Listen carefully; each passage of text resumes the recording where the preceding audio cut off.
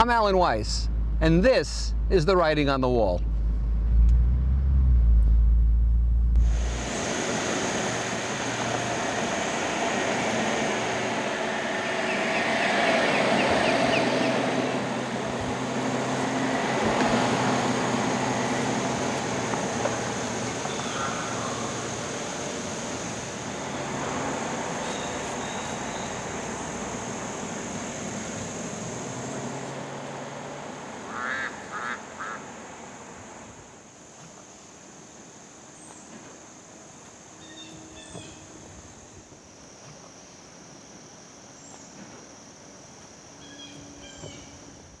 Welcome back to The Writing on the Wall. This episode is Here Comes the Judge. You know, we all get the kind of government we deserve. When you boil it all away, we're the ones who put these people in office. And if you voted for the winner in the last election, you know, good for you, congratulations. That's good until such time as maybe you feel promises aren't being kept, which is quite common in politics on both sides.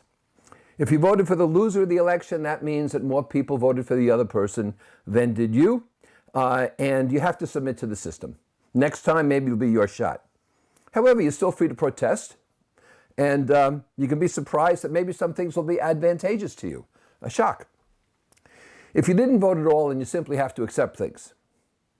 If you don't vote, you obviously don't feel strongly enough, and so that's fine. The U.S., last time I looked, was 31st of 50 countries in voter turnout.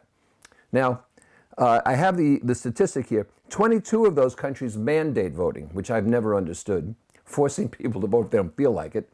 However, if you add that in, you know, we'd be higher on the list. But nonetheless, about 40 million eligible voters don't turn out in the U.S. 40 million.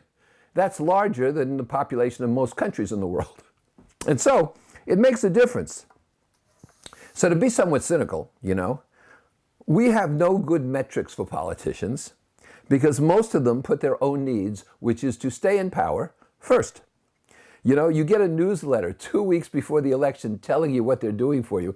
No newsletters during their 2 years or 6 years in office. No, just 2 weeks before the election. If they really cared about us, why aren't the newsletters, you know, weekly or monthly?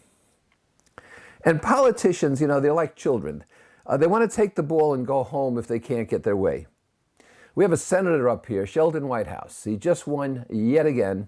He'll be in office now for 30 years with this six-year term.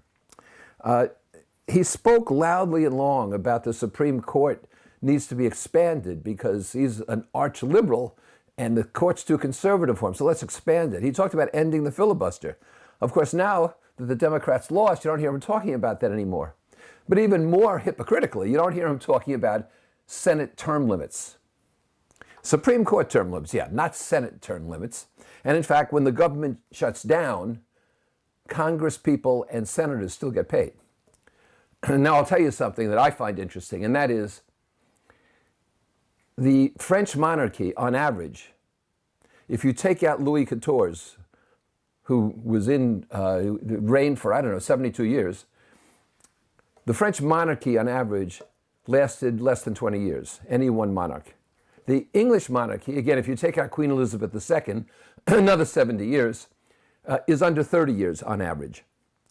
Yet we have people in Congress, 30 years, 40 years, and so on.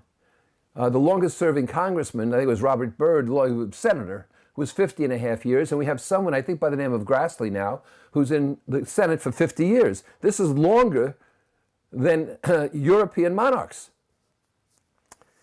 So the transparency and the hypocrisy is pretty awful. But, you know, it's like when I was young.